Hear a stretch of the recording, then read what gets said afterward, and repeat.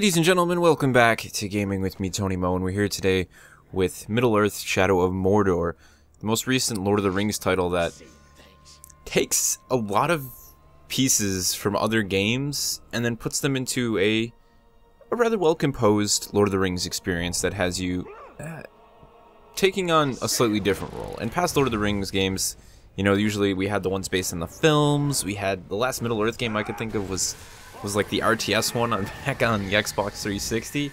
So the history for games in terms of Lord of the Rings has sort of been all over the place. The movie games were alright. They were nothing really to, you know, go ahead and rave about.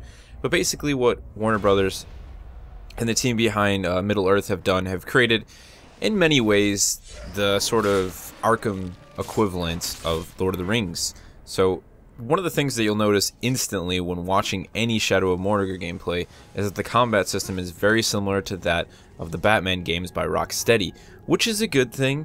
It's definitely not original. The system is almost directly taken from that, but I think it's becoming more and more of the norm in the industry for elements like that to be placed in games when a developer notices, like, hey, that looks good, that works, let's do that. Is that a bad thing? Is that a good thing? I really don't know. I don't think that taking other people's ideas so directly all the time is a good thing, but at the same time, without this combat system inside of Shadow of Mordor, what would we have had?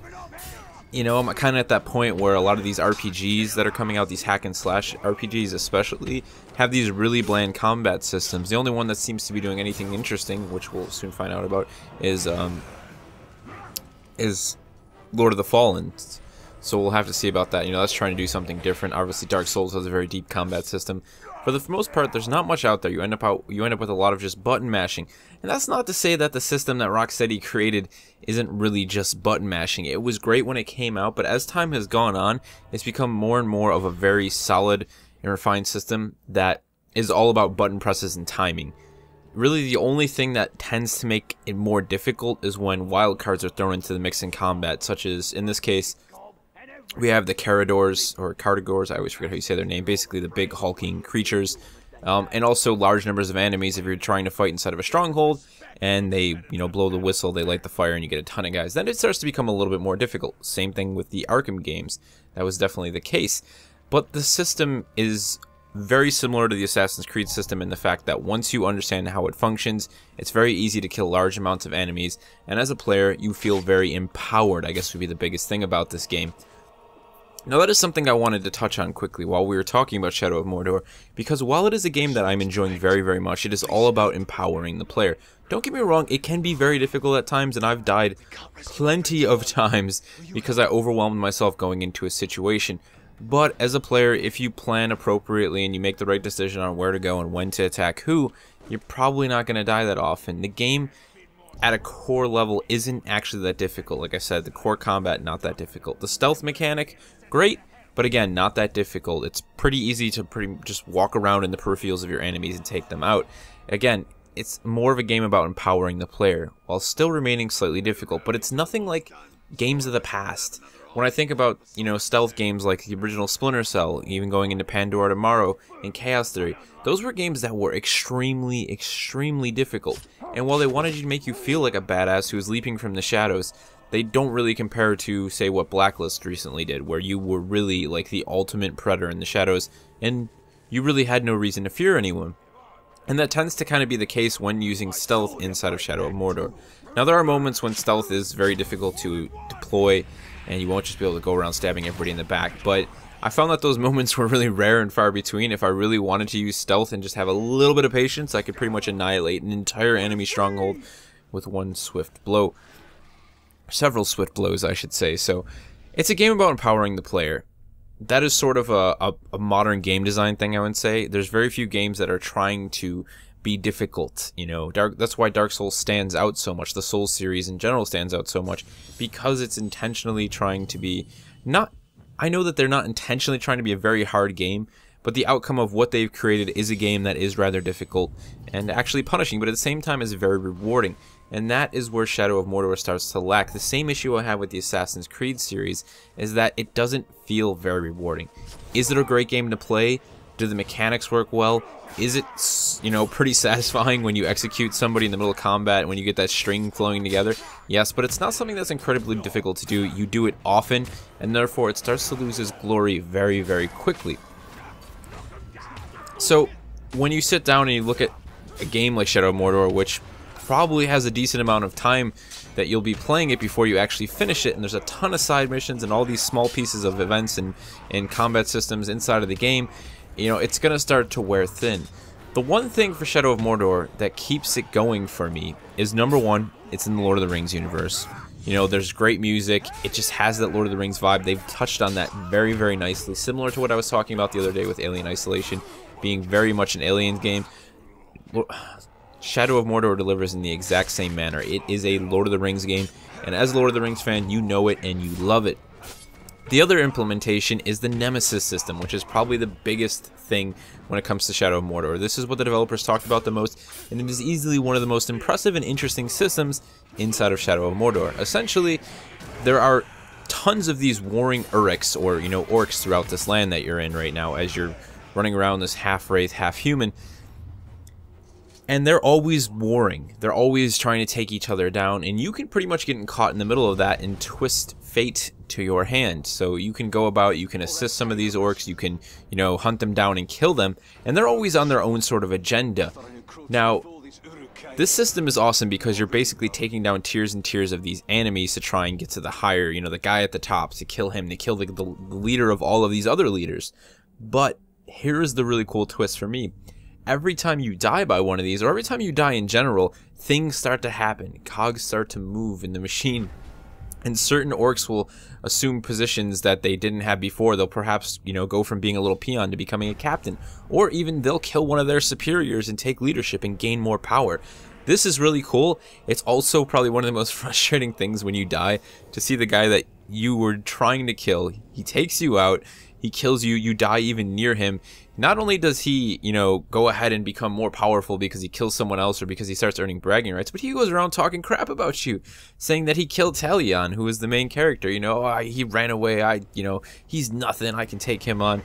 And then you start to gain access to sort of revenge quests. So basically, you'll be able to gain revenge in an ambush situation on a Uruk or a captain, or, you know, whatever rank this person might be, who's going around bragging about, you know, how their encounter went with you. So that is a really cool system. It's, you know, sort of the ultimate, like, you know, it's that ultimate hit to your pride when you're going around, you're murdering thousands of Uruks, and then this one guy gets you because you engaged him in a combat situation where there was just too many other orcs around, and now he goes about bragging to the whole town like he's the greatest thing since sliced bread. So, a very, very cool system. And the other part of the Nemesis system is that despite them all just being orcs, they actually all have really unique individual personalities. And the voice acting is so well done. I just love it. You know, you have the one orc who's a poet. They all have their own little, you know, quips and characteristics. It's such a nice touch because you're always running into these guys. They're all over the damn place. You're constantly slicing their heads off. So to have them have a little bit of personality, it's actually really cool that I sort of remembered some of them, you know. I remembered them after meeting them once or twice because maybe I didn't kill them and I went back to them another time. I remember what they were about, I remember what they were like, and perhaps someone like the poet, for an example. I always forget his entire name, but he actually rhymes when he speaks. I saw him level up during a battle report, so basically I had killed one of the leaders. Now things start to change again, those cogs start moving, and he actually had assumed role as a captain. And I was like, oh yeah, that's the poet guy, I recognize him, you know. So very, very nice touches there. I'm a huge fan of that. Now moving away from the gameplay mechanics portion of the game, we have the story, which in an open world game like this is pretty much told exclusively through smaller cutscenes you get when you complete larger portions of the game, which I've been playing for about 5-6 hours now, and I haven't really ran into any of those. So basically, you know the main story of Talion here, you kind of know what's going on, but you, as well as the Wraith who is a part of you, are both trying to, you know, trying to get answers. That is really the core of the game. So the story is really just, it's not there yet for me anyways. I'm sure that further down the road we get more of it. Again, it was really heavy in the beginning of the game. Now you're really just focusing on this conflict, the story going on in between these individual orcs, which doesn't require any cutscenes, which I like. That's a nice touch that you actually do. You get a sense of what's going on. You meet certain orcs, for example, like Ratbag, who are going to tell you story. You know, they're going to explain to you, oh, this guy was this, and he treated me like crap, and now I'm going to take him down. And then, you know, you help this scummy little orc rise to the top. So, you know, very interesting how that is going about.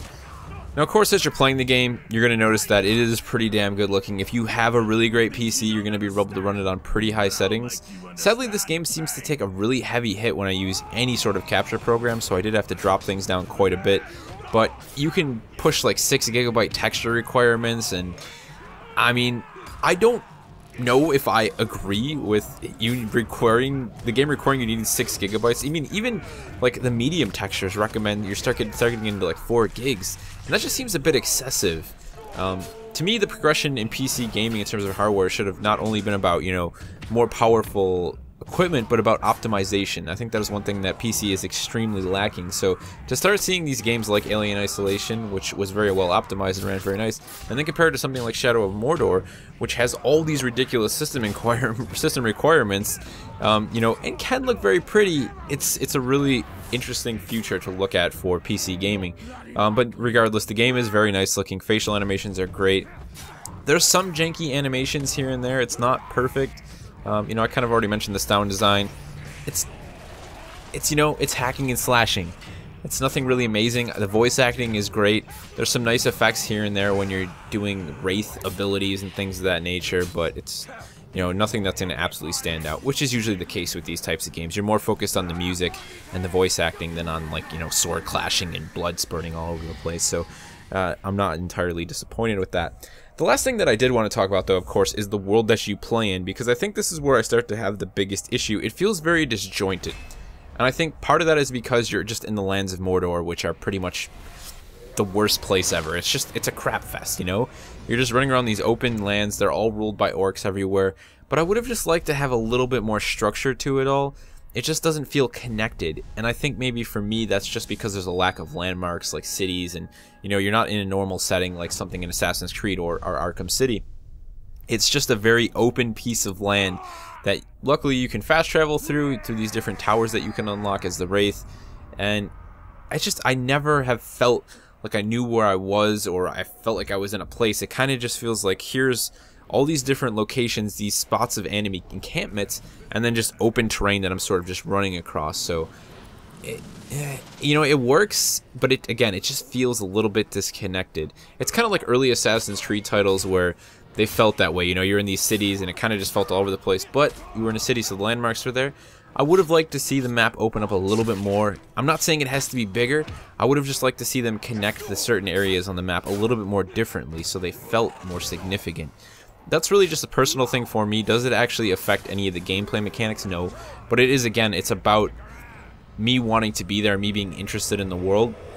It works that it's Lord of the Rings, but I don't find the actual world or the map that you're exploring to be memorable. I won't be remembering it for years to come, like, oh, I remember the level design and the map design of Shadow of Mordor. No, I don't. It was just a lot of broken down buildings and rocks and open fields everywhere, and I killed a lot of orcs, and that was great fun.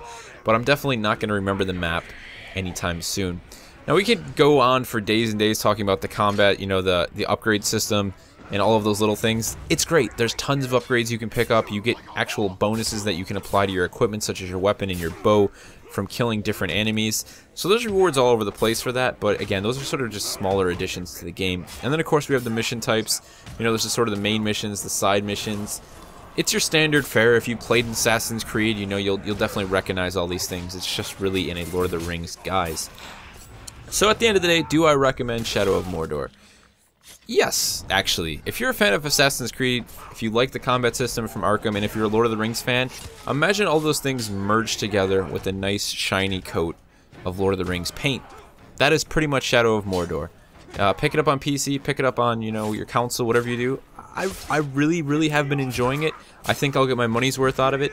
Is it an outstanding and revolutionary game? No. Is the Nemesis system completely badass, and do I really hope to see it expanded on in the future for possibly another Lord of the Rings game like this one with maybe a better and more interesting world and combat system? Most definitely. Let me know your thoughts if you've been checking out Shadow of Mordor. If you have any questions, feel free to leave them in the comment section below, and I'll see you in the next one.